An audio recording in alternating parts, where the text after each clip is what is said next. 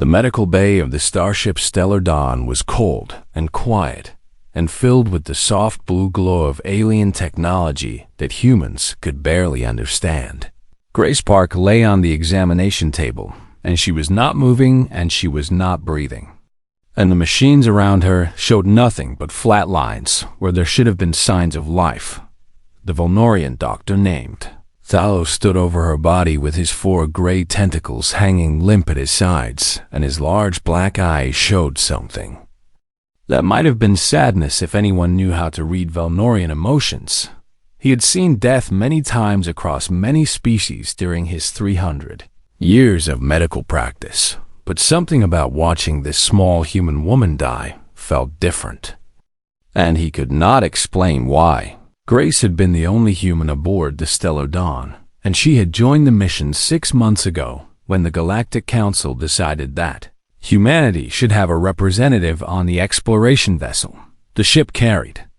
Scientists and soldiers and diplomats from 12 different species, and they were traveling to the far edges of known space to chart new star systems and make contact with unknown civilizations. Everything had been going well until 3 weeks ago when they passed through a strange nebula that glowed purple and green and pulsed with energy that their sensors could not identify. 2 days after leaving the nebula, the first crew member got sick. It was a Volnorian engineer named Kos, and he developed a high fever and his skin turned from gray to pale white, and within 6 hours he was dead.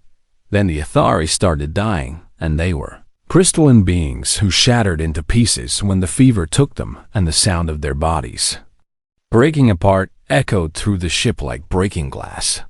The plague spread fast, and it did not care what species you were or how strong your immune system was supposed to be. And one by one the crew members fell. Grace watched her friends die.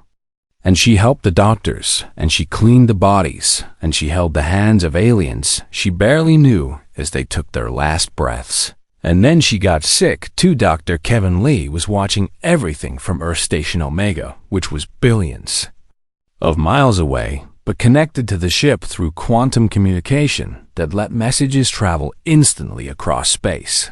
He had recruited Grace for this mission, and he had promised her parents that she would be safe, and now he was watching her die on a screen, and there was nothing he could do. Grace fought the sickness longer than anyone else on the ship, and the doctors did not understand how she was still alive after 5 days when everyone else had died within hours.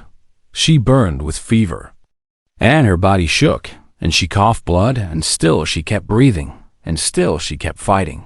On the 11th day, her heart stopped. Thello checked her vital signs 3 times because he could not believe what he was seeing, and each time the result was the same.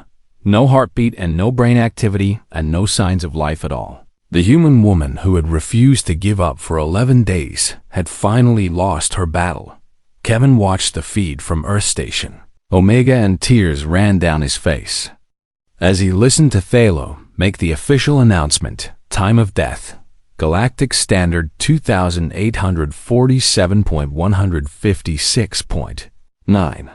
The other survivors on the ship gathered in the medical bay, and they were only 23 out of the original crew of 200.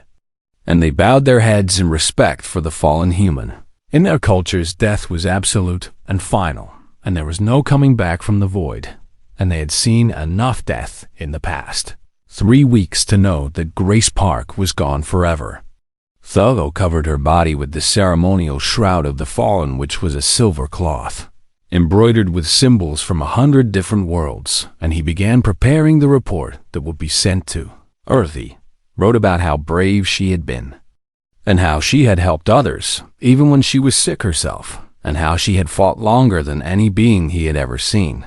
The words felt hollow because words could not capture what Grace Park had meant to the crew and how her smile had made the dark spaces between stars feel less lonely. Kevin Lee sat alone in his office on Earth Station Omega, and he stared at the picture of Grace on his desk, and he wondered how he was going to tell her parents that their daughter was dead. He picked up his communication device and he started to compose a message, but he could not find the right words, and he deleted everything he wrote. How do you tell a mother that her child died alone on a ship full of aliens billions of miles from home? How? Do you tell a father that his daughter was brave and strong and that it still was not enough? Kevin was still staring at the blank message screen when his communication device buzzed with an urgent alert from the stellar dawn. He looked at the screen and his heart stopped for a moment because the words did not make sense, and he read them 3 times before he could believe what he was seeing. Subject: Grace. Park showing vital signs. That was impossible, and Kevin knew it was impossible because he had watched her die, and he had seen the flat lines on the monitors, and he had heard Thalo pronounce her dead. He opened the video feed from the medical bay, and what he saw made him drop his communication device. Grace Park was sitting up on the examination table, and the silver shroud had fallen from her face, and her eyes were open, and she was looking around the room with confusion. The aliens in the medical bay were screaming and running, and some of them were frozen in place with terror, and Thalo had backed against the wall with his tentacles wrapped around himself. Grace touched her face and then her chest, and she could feel her heart beating, and she did not understand why everyone was looking at her like she was a monster. What happened? She asked, and her voice was weak and rough. But it was definitely her voice, and she was definitely alive. Nobody answered her because nobody knew what to say, and in all of galactic history, no species had ever seen anything like this. Thalo finally found his courage, and he approached the table, slowly like he was approaching a dangerous animal, and he scanned her vital signs with a trembling tentacle.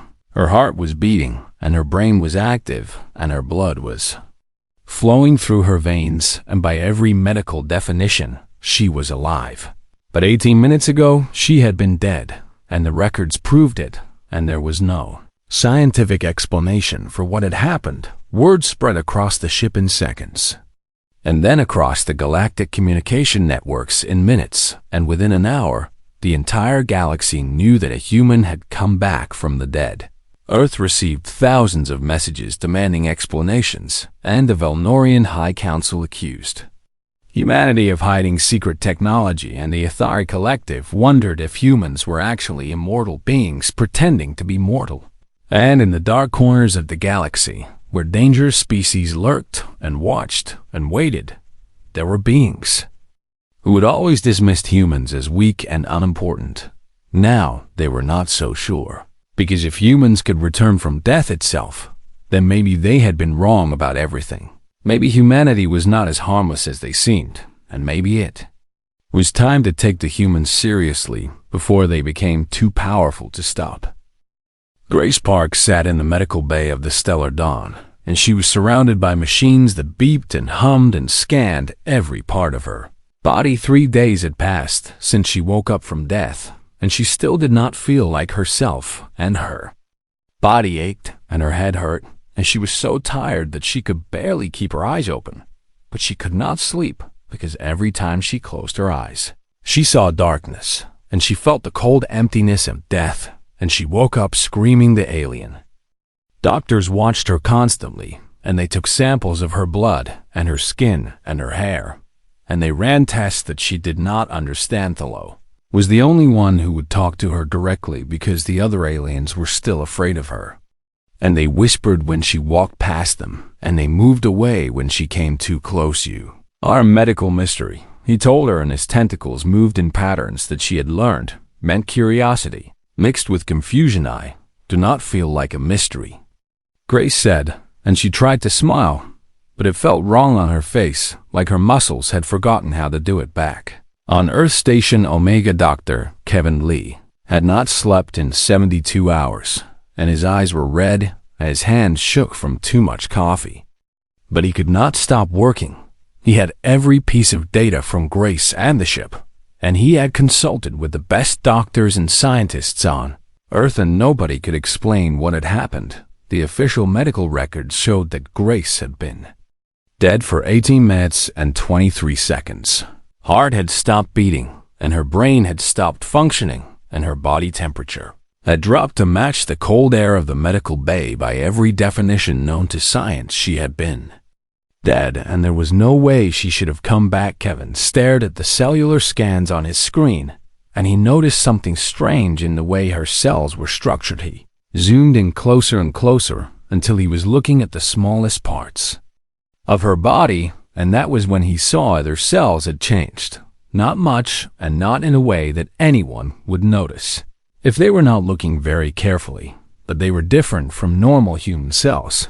They had built tiny walls around themselves, like they were protecting something important, and inside those walls, the essential parts of each cell had survived. Even when the rest of her body had shut down, Kevin sat back in his chair, and he laughed, and it was a strange sound that made his colleagues look at him with worry.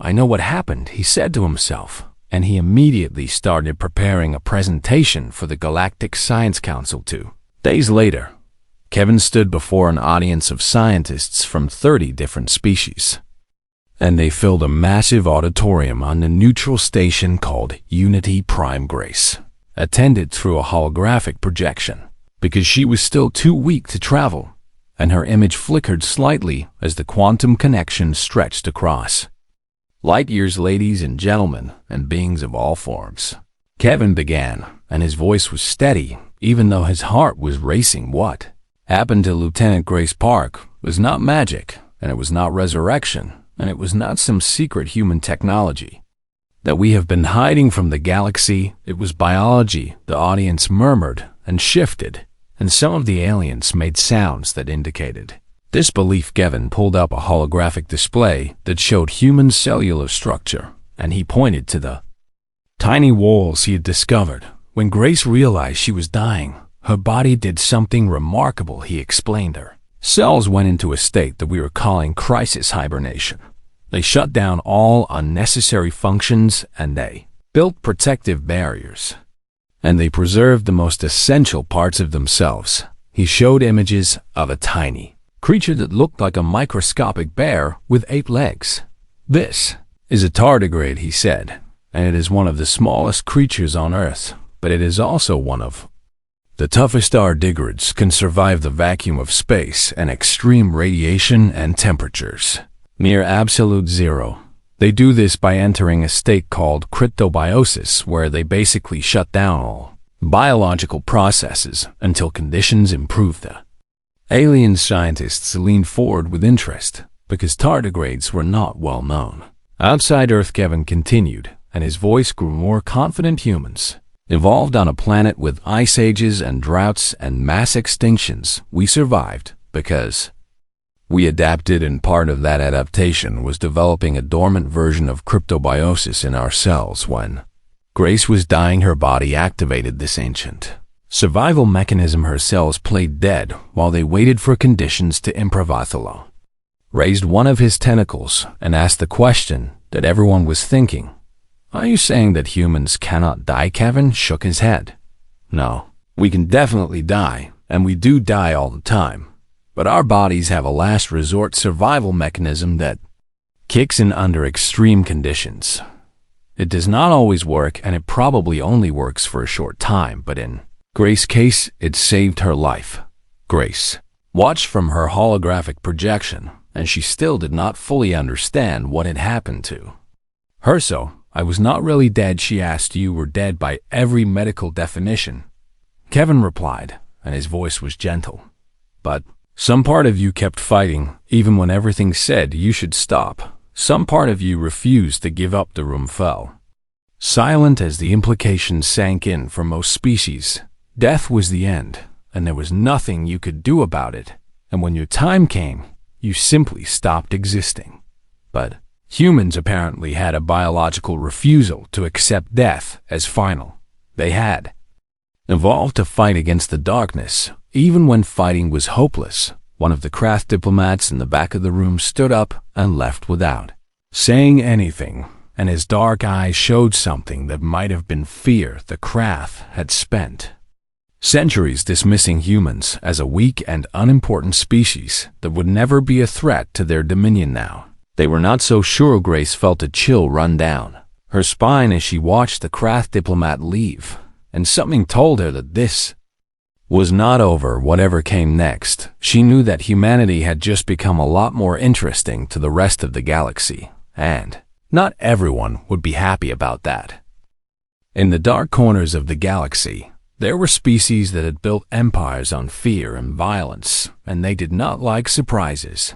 The Krath Dominion was one of these species, and they had ruled over 200 star systems for more than 1,000 years. They were tall and thin with skin like black leather and eyes that glowed red in the darkness, and they believed that the strong should rule over the weak. When the Krath first encountered humanity 50 years ago, they had dismissed the newcomers as irrelevant. Humans were small and fragile, and they lived for less than 100 years, and they had only just discovered faster than light travel. The Krath had decided that humanity was not worth conquering because there was nothing valuable about them, and they would probably destroy themselves before they became a real civilization. But now things had changed. High Commander Vex sat in his throne aboard the warship Endless Night, and he watched recordings of Dr. Kevin Lee explaining human crisis hibernation. He watched the footage of Grace Park sitting up after being dead for 18 minutes, and his clawed hands gripped the armrests of his throne. "This changes everything," said his second-in-command, who was called Torvex, nodded slowly, and his red eyes burned with anger. "We underestimated them," he said, and his voice was like gravel scraping against metal. "If humans can return from death, then they are not the weak creatures we thought they were. They must be eliminated before they grow stronger." Tor bowed his head and waited for orders. Vex stood and walked to the massive window that showed the stars stretching out forever. "There is a human colony on the 7th moon of the Epsilon system," he said. "It is small and undefended, and it would be easy to destroy. But more importantly, it would send a message to the rest of humanity: surrender or be exterminated." 3 months later, the Krath fleet arrived at Earth Colony 7.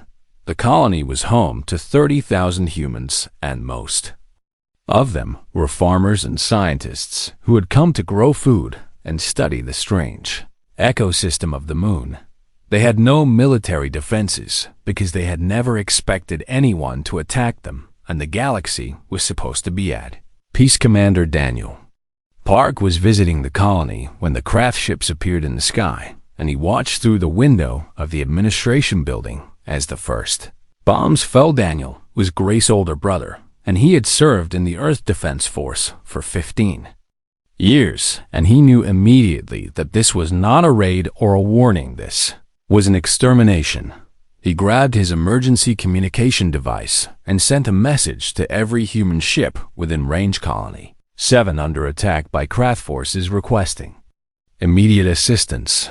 Then he ran through the burning streets and gathered every survivor he could find. The Krath moved fast, and their weapons turned buildings into rubble, and their soldiers marched through the destruction, killing anyone they found. Daniel led a group of 200 survivors to an underground bunker that had been built for storage, and they sealed the doors and listened to the sounds of death above them. "We need to fight back," said a young woman named Emily, and her face was covered in dust and blood, but her eyes were fierce with what Daniel asked, and he looked around at the terrified colonists. "We have farming equipment and mining tools and maybe a dozen hunting rifles. The Krath have plasma cannons and energy shields and 1,000 years of military tradition." Emily picked up a heavy wrench that someone had dropped, and she held it like a weapon. "Then we use what we have," she said. Daniel looked at the faces around him, and he saw fear. But he also saw something else. He saw the same stubborn refusal to give up that he had seen in his sister when she was lying in a hospital bed, dying from an alien plague. Humans did not surrender. Humans did not accept defeat. Humans fought even when fighting was hopeless, because that was what humans did. "Okay," Daniel said, and he began organizing the colonists into groups. "We cannot win a straight fight, so we are going to make them work for every inch of ground. We are going to hide in the tunnels and strike when they do not expect it. We are going to make them bleed for this colony." Over the next 19 hours, the survivors of Colony Seven fought a desperate guerrilla war against the Krath invaders.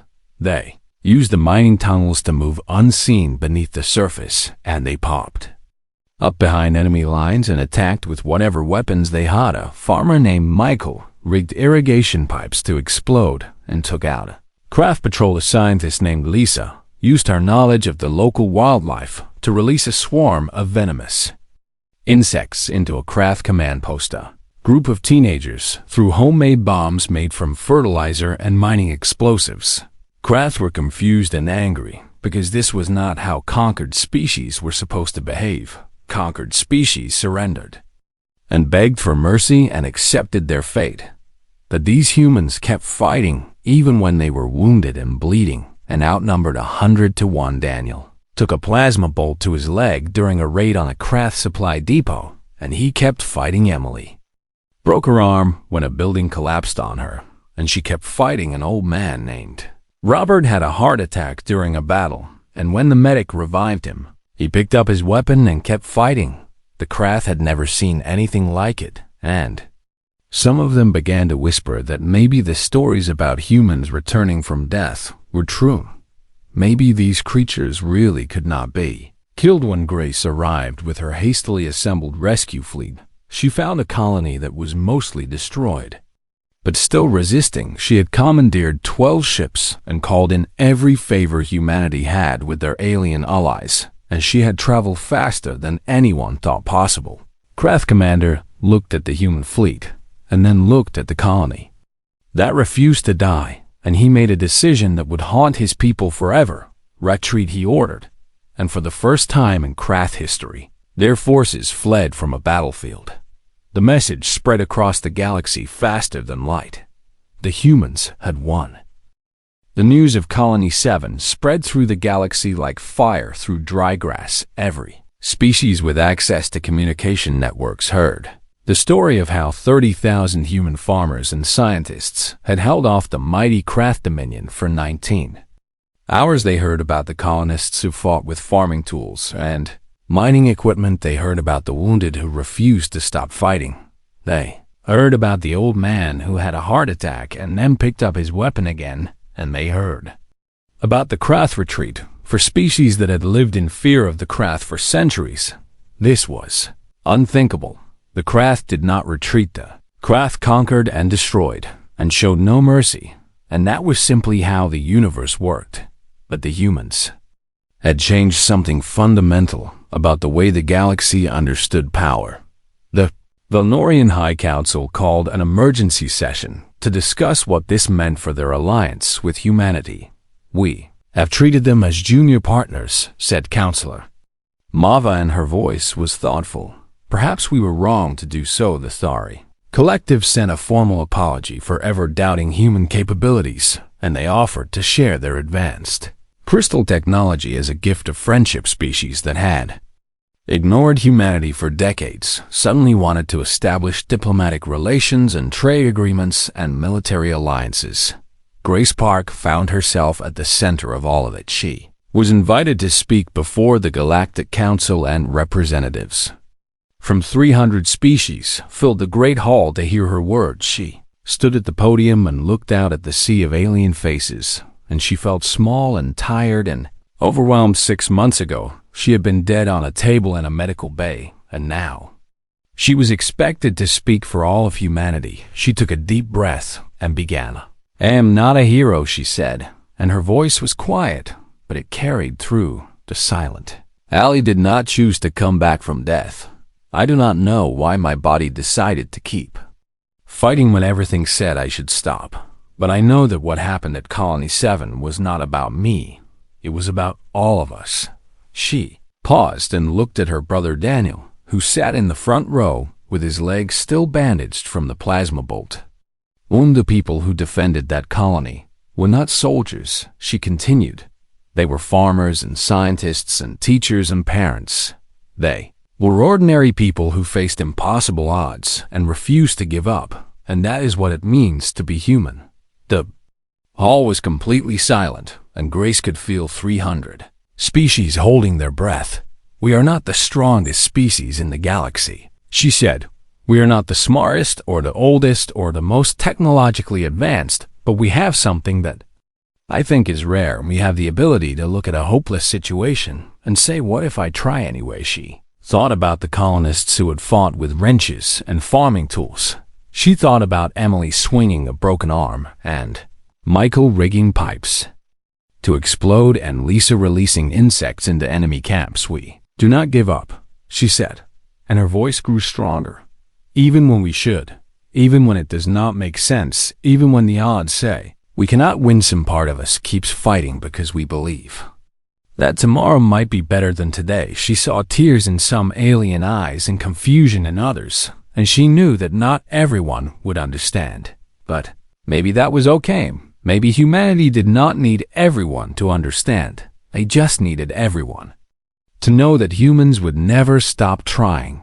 After her speech, the Galactic Council voted to elevate humanity to full membership status with all the rights and responsibilities that entailed. Human ambassadors were assigned to every major power in the galaxy. Human ships were welcomed in ports that had previously been closed to them, and the Grath Dominion sent a formal request for peace negotiations.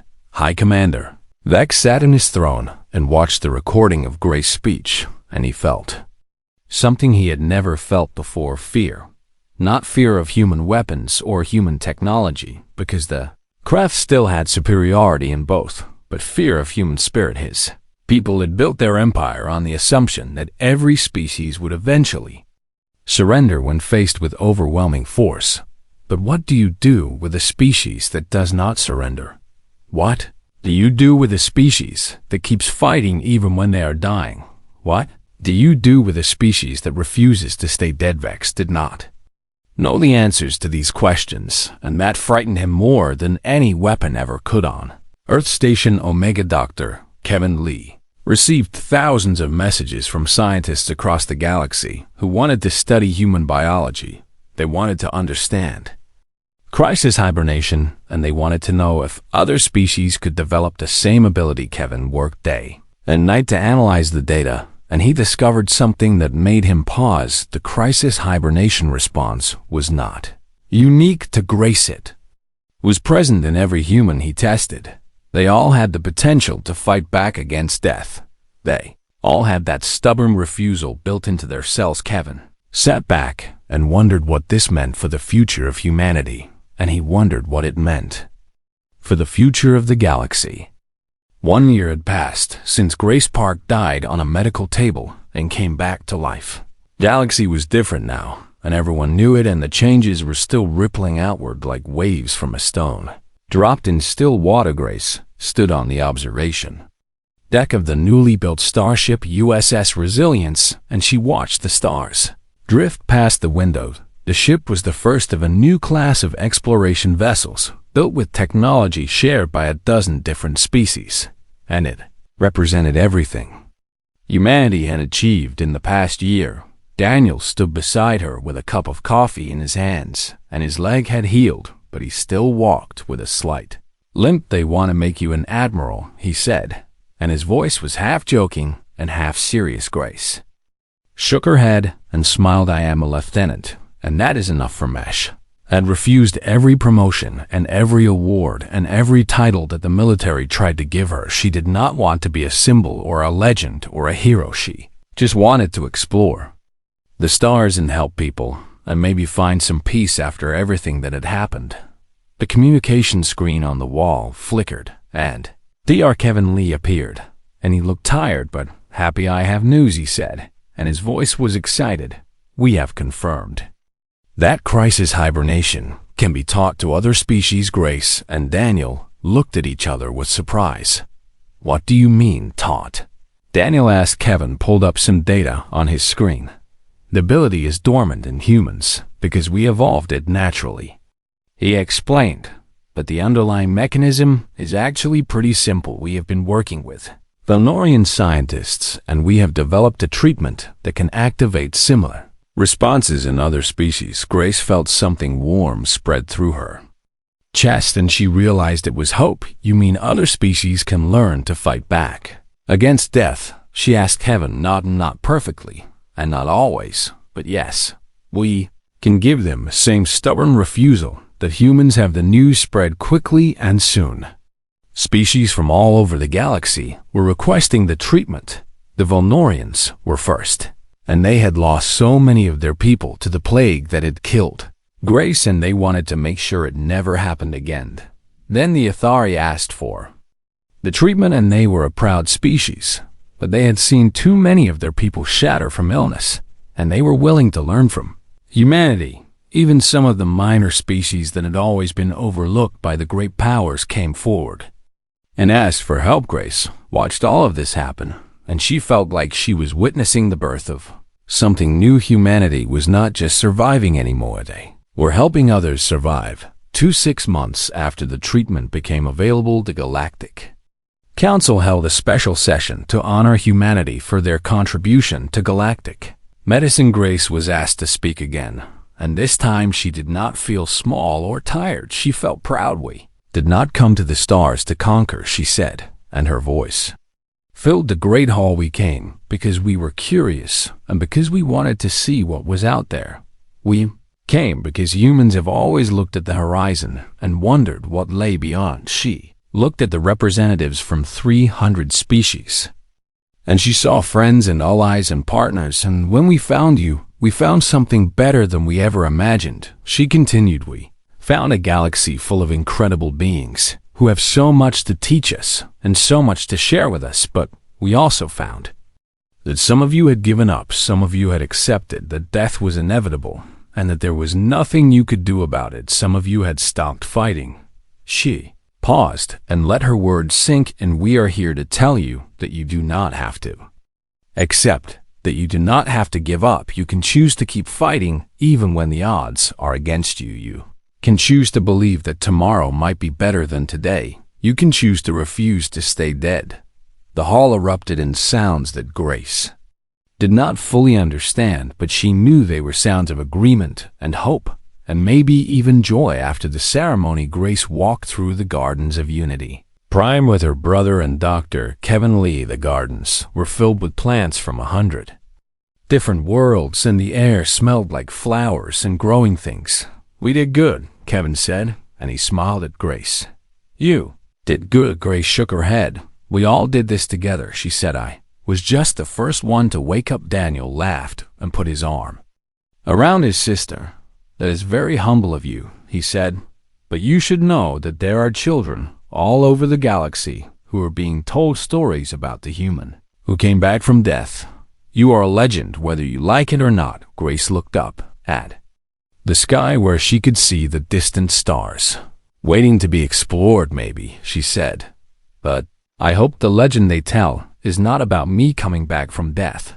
I hope it is about how humans helped the galaxy learn to never give up. She thought about all the species who were receiving the treatment and learning to fight back against death. She thought about the Krath who had retreated and then asked for peace. She thought about the future stretching out ahead of them, full of possibility and hope. The galaxy was changing, and humanity was at the center of that change. Not because they were the strongest or the smartest or the oldest, but because they had something special in their hearts. They had the refusal to accept defeat. They had the stubborn belief that things could get better. They had the courage to keep fighting, even when fighting seemed hopeless, and now they were sharing that gift with everyone who wanted it. Grace Park had died on a medical table 1 year ago. She had been dead for 80 minutes and 23 seconds, and then she had moved, and that movement had changed everything. Stars waited above her, full of mystery and danger and wonder, and Grace knew that whatever came next, humanity would face it together, would face it with courage and hope, and that stubborn human refusal to ever give up, because that was what it meant to be human. That was what it had always meant, and now the whole galaxy was learning to be a little bit human too.